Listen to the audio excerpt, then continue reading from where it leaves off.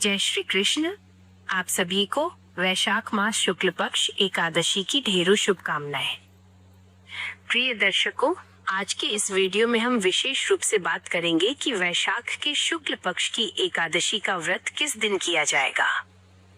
इस एकादशी का नाम क्या है और ये जो आने वाली एकादशी है इसके व्रत की विधि क्या है, कैसे इसका व्रत करना चाहिए, इस एकादशी की महिमा क्या है, शास्त्रों में इसके विषय में क्या लिखा है, इस व्रत को करने से क्या पुण्य प्रभाव प्राप्त होता है और इस एकादशी के नियम क्या है, किन नियमों का पालन करते हुए हमें यह एकादशी का व्रत करना चाहिए, इस एकादशी का पारण कब होगा, पूजन कब करना है, इस एकादशी पर भद्रा कही जा रही है, उसकी सत्यता क्या है, भद्रा रहेगी या नहीं रहेगी, और रहेगी तो कब से कब तक रहेगी, पूजन किस प्रकार से होगा, भद्रा रहित काल कब रहेगा।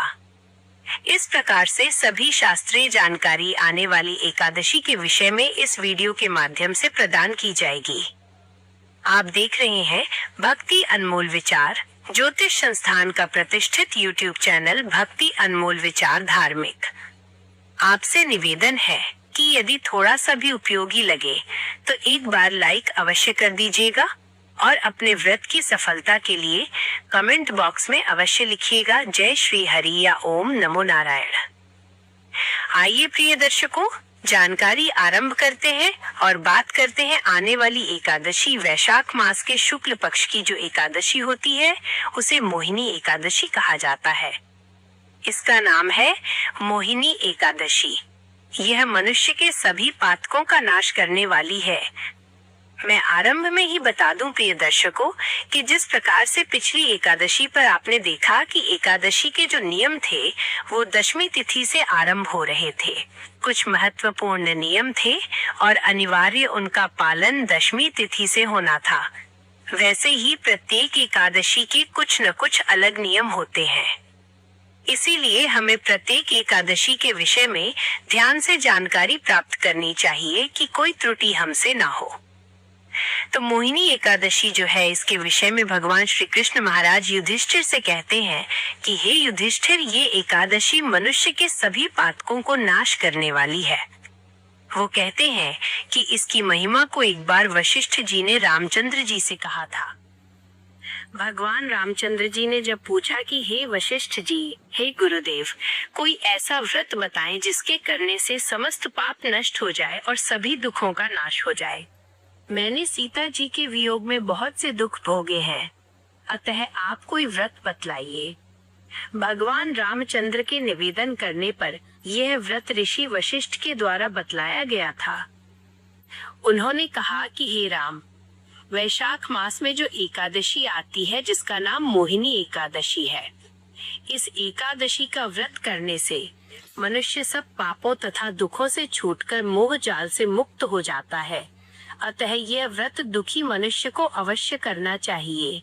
इससे मनुष्य के सब पाप और दुख नष्ट हो जाते हैं। ऋषि वशिष्ठ कहते हैं कि एक समय पर भद्रावती नामक एक नगरी पर धृतिमान नामक चंद्रवंशी राजा था और उसी की नगरी में एक धनपाल नामक वैश्य भी रहता था। बड़ा विष्णु भक्त था, तो उसने नगर में बहुत से भोजनालय बनवाए, प्याऊ बनवाए, कुआं, सरोवर, धर्मशाला आदि बहुत कुछ बनवाया था और सड़कों पर आम, जामुन तथा नीम आदि के अनेकों वृक्ष भी लगवाए थे। उस वैश्य के, उस व्यापारी के 5 पुत्र थे, तो उसका जो 5वां पुत्र था उसका नाम था धृष्ट बुद्धि। वो बड़ा पापी ही पाप कर्म किया करता था और अपने पिता के धन को नष्ट किया करता था। इन्हीं कारणों से पिता और भाइयों कुटुंबियों ने उसको घर से निकाल दिया। जब पिता ने निकाल दिया तो वो दर दर की ठोकरें खाने लगा, चोरी चकारी करने लगा। इस अपराध में राजा ने उसे राजा के सैनिकों द्वारा गिरफ्तार कर लिया गया। राजा ने जेल में डाल दिया, खूब यातनाएं दी। जब वो नहीं सुधरा तो उसको राजा ने राज्य से बाहर कर दिया। वह जंगल में रहने लगा, जंगल में जीवों को मार के खाने लगा और वो एक शिकारी बन गया। एक बार शिकार का पीछा करते करते वो कौंडिल्य ऋषि के आश्रम में पहुंच गया।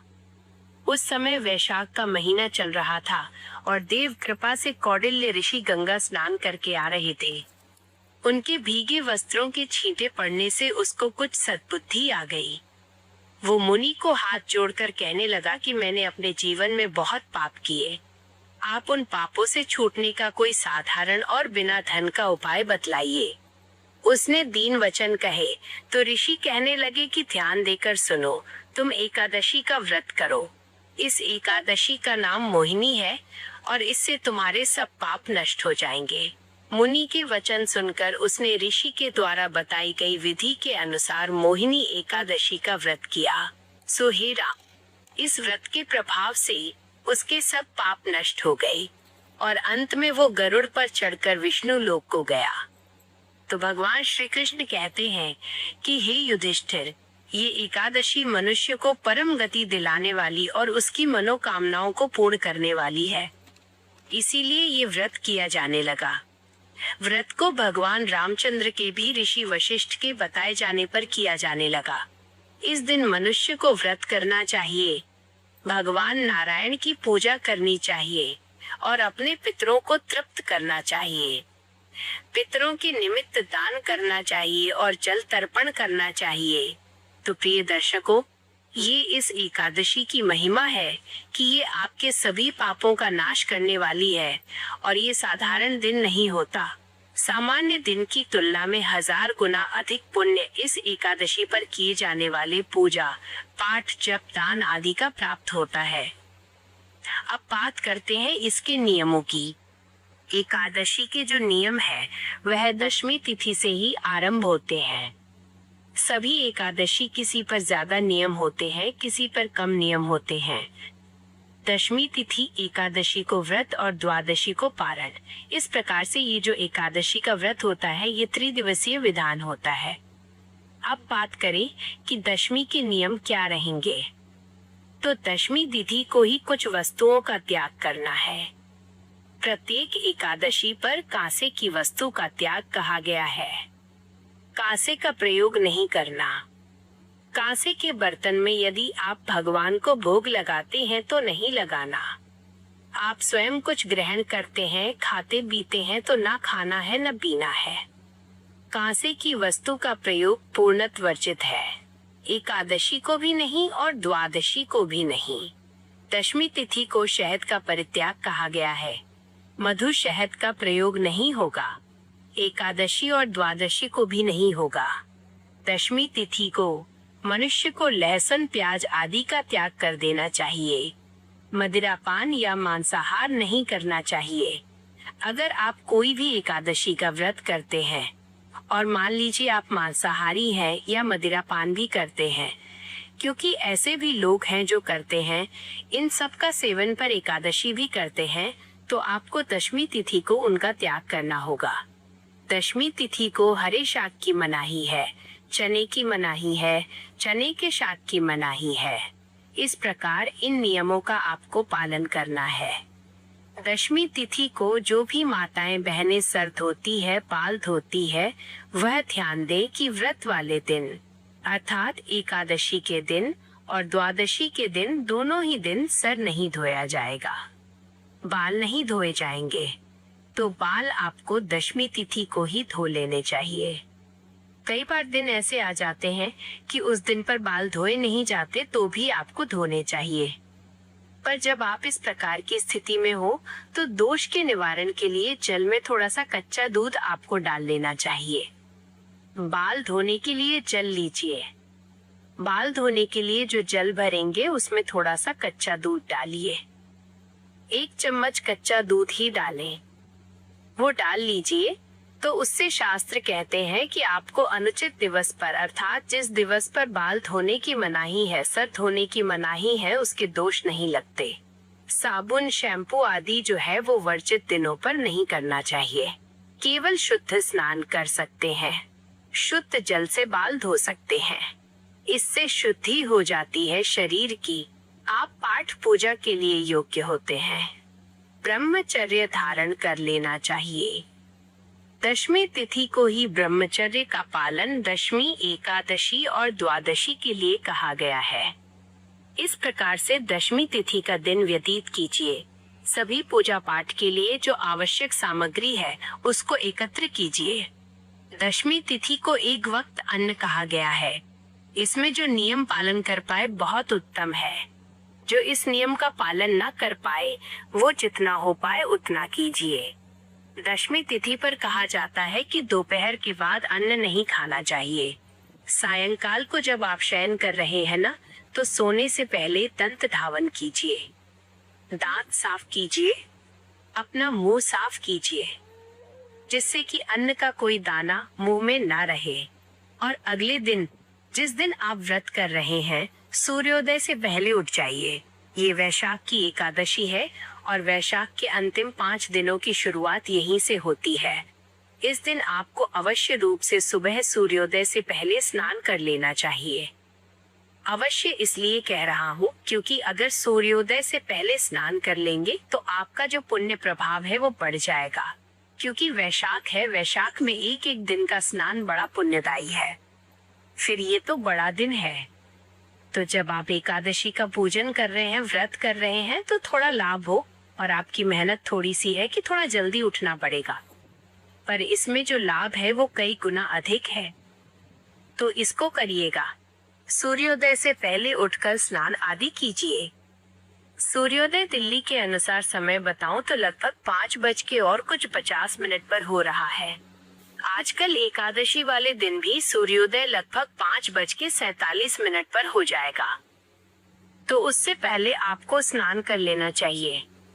स्नान का जो जल होगा ना, उसमें थोड़ा सा गंगा जल मिला लीजिएगा और उससे स्नान कीजिए।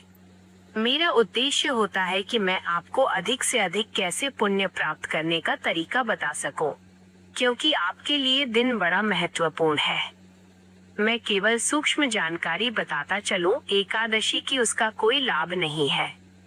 अगर मेरे पास कोई 4 बातें ज्ञान की है जो मुझे पुराणों से मिली है, तो मेरा केवल और केवल उद्देश्य यही है कि मैं अधिक से अधिक आपको उत्तम ज्ञान दूं, जिससे कि आप उस दिन का पूर्ण लाभ ले पाए। जो लोग ले सकते हैं वो ले, जो ना ले पाए कोई बात नहीं, पर मेरा उद्देश्य है कि मैं अधिक से अधिक आपको बताऊं। तो प्रातः काल का जो स्नान है वो बड़ा कल्याणकारी है। स्नान कीजिएगा। दंत धावन, दातून आदि की मनाही होती है एकादशी के दिन, क्योंकि यह जो दातून आदि आप वृक्ष से तोड़ते हैं इसकी मनाही है। वृक्ष से कोई फूल पत्ती तोड़ी नहीं जाती। दूसरा, जो आप मंजन और टूथपेस्ट प्रयोग करते हैं ना, इससे आपका व्रत खंडित होता है, क्योंकि या तो इसमें केमिकल आता है या तो नमक आता है। तो इनका प्रयोग न कीजिए। व्रत वाला मंजन यदि आपके पास है तो उसका प्रयोग कीजिएगा। इन चीजों से बचिएगा। ये छोटी छोटी चीजें हैं जो आपके व्रत को सफल बनाती है। इस प्रकार से स्नान आदि करके स्वच्छ वस्त्र धारण कीजिए। स्वच्छ वस्त्र पहनकर सूर्य देव को जल अवश्य दीजिएगा और यम देवता को जल अवश्य दीजिएगा। यमदेव वैशाख है। वैशाख में कोई भी व्रत पाठ पूजा जब तक आप कर रहे हैं, तो वैशाख के पुण्य के साथ यदि आप उसको प्राप्त करना चाहते हैं तो यम की आराधना कीजिए। आराधना में ज्यादा कुछ नहीं, केवल 1 लोटा जल तर्पण कर दीजिए। जल अर्घ्य दे दीजिए, उसी से आपको पुण्य फल मिल जाता है। भगवान नारायण ने कहा है, जो वैशाख में यमदेव को उनका हिस्सा जल नहीं देगा उसे वैशाख का कोई फल प्राप्त नहीं होगा, सब यमराज छीन लेंगे। इसीलिए आपको 1 लोटा जल यमराज को इस दिन अवश्य देना है। सूर्य देव को जल दीजिए। तुलसी माता को जल दे सकते हैं। फिर कहूँ, तुलसी पूजन किया जाता है। एकादशी को द्वादशी के दिन ही करना है। द्वादशी के दिन ही करने के बाद जो आपका पूजा स्थल है ना, वहाँ पे पूजन के लिए बैठ जाए। आपके मंदिर में भगवान को पहले से विराजमान कर रखा है। भगवान नारायण की कोई तस्वीर प्रतिमा वहाँ रखें, अन्यथा चौकी लगा के आप पूजन करेंगे। पूजन की सामग्री आप नोट कर लीजिए। सामग्री में क्या क्या चाहिएगा? भगवान नारायण का चित्र, तस्वीर या प्रतिमा आपके पास होनी चाहिए। भगवान विष्णु की उनके स्वरूप का आप पूजन करेंगे। शालिग्राम भगवान की पूजा कर सकते हैं, बहुत कल्याणकारी है। और भगवान लट्टू गोपाल की भी कर सकते हैं। सर्वश्रेष्ठ रहेगा इस माह में शालिग्राम भगवान के स्वरूप का पूजन। उनको स्थापित करने के लिए चौकी ले सकते हैं। चौकी पर बिछाने के लिए पीला या लाल रंग का वस्त्र ले सकते हैं। पूजा में उपयोग होगी रोली, मौली, पान, सुपारी, लौंग, इलायची, धूप, दीप, नैवेद्य, पुष्प, इत्र और जनेऊ। आपको पंचामृत बनाने के लिए आवश्यकता होगी कच्चा दूध, दही, घी, शक्कर और गंगा जल की। शहद का प्रयोग एकादशी के पंचामृत में नहीं होता है। ये सामग्री आपने एकत्रित करनी है। सारी सामग्री एकत्र कीजिए और एक लोटा लीजिए। तांबे का, उसमें पहले थोड़ा सा गंगा जल भरिए, फिर शुद्ध जल भरिए और जो आपका पूजा स्थल है वहां पर सारी सामग्री एकत्र करके और आसन लगा के बैठ जाइए। सबसे पहले स्थान का शुद्धिकरण, पवित्रीकरण करेंगे और सामग्री का शुद्धिकरण करेंगे, क्योंकि आपके पास आने से पहले ये सामग्री बहुत से लोगों ने छुई होगी, तो उनके हाथ किस अवस्था में थे, किसने साफ रखा, किसने नहीं रखा। इसीलिए भगवान को अर्पित करने से पहले शुद्धिकरण किया जाता है। तो फूल के माध्यम से लोटे में जो जल भरा है ना आपने, तो फूल के माध्यम से उस जल के छींटे दीजिए इस स्थान पर और सामग्री पर। ओम अपवित्रः पवित्रो वा सर्वावस्थांगतो लपीवा यह स्मरेत पुंडरीकाक्षम सपाह्याभ्यंतरः शुचिः। इस प्रकार से जल छींटे देकर आपने स्थान को शुद्ध किया, पवित्र किया है और सामग्री को शुद्ध किया है। चौकी लगाएंगे, चौकी पर वस्त्र बिछाएंगे और उस पर भगवान की स्थापना करेंगे। स्थापना करके भगवान के सामने घी का दिया रखेंगे और धूप रखेंगे। भगवान को आसन अवश्य देना है, तो पुष्प उनके नीचे रखिएगा, बिखरा दीजिएगा, उसके ऊपर रखिएगा। दीपक को भी आसन देना है, क्योंकि दीपक कभी भी डायरेक्ट नहीं रखा जाता, आसन अवश्य दिया जाता है। भगवान को भी आसन देना है, वो जैसे ही मैं पूजा की विधि बताऊंगा उसमें आपको बताऊंगा। पूजा विधि में आपको अलग से वीडियो के माध्यम से बताऊंगा। यहाँ संक्षेप में बता दूं कैसे करना क्या है। उनकी स्थापना ऐसे ही करनी है। स्थापना करने के बाद अब सबसे पहले आप अपना हाथ धोएंगे, उसके बाद जल आचमनी करेंगे। तो अपने सीधे हाथ पर जल लीजिएगा। हस्त प्रक्षालन नमः, हाथ धो लीजिए। फिर एक मंत्र पे 1 चम्मच जल आपको पीना है। 1 चम्मच से जल अपने सीधे हाथ में लेंगे और जल पी जाएंगे। जब बोलेंगे तब ओम माधवाय नमः जल लीजिए, पी जाइए। ओम केशवाय नमः जल लीजिए, पीजिए। ओम नारायणाय नमः जल लीजिए, पी जाइए। ओम ऋषिकेशाय नमः जल लीजिए और हाथ धो लीजिए। हाथ धोने के बाद अब अपने आप को तिलक कीजिए, मौली बांधिए। अगर आपके पारिवारिक जन भी आपके साथ बैठकर पूजन कर रहे हैं तो उन्हें भी तिलक कीजिए, मौली बांधिए। भगवान का पूजन करने से पहले हमें पूजन के योग्य होना होता है। अब दीपक को प्रज्वलित करेंगे। दीप प्रज्वलन का मंत्र होगा शुभम करोति कल्याणम आरोग्यम धन संपदा शत्रु बुद्धि विनाशाय दीप ज्योतिर्नमोलस्तु ते। धूप को जलाएंगे। धूप दीप जला के फिर आपने संकल्प करना है। संकल्प एक आवश्यक प्रक्रिया है, तो संकल्प लीजिए। सीधे हाथ में जल लीजिए, उसमें पुष्प रख लीजिए। 1 रुपए का सिक्का दक्षिणा के रूप में कम से कम रखिए, अधिक जो भी रखना चाहे वो रख सकते हैं।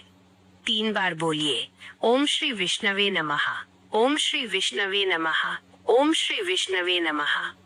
अपना नाम, अपना गोत्र, जिस स्थान पर बैठकर पूजन कर रहे हैं वहां का मकान नंबर, क्षेत्र का नाम, शहर का नाम, आयु, आरोग्यता, प्राप्ति।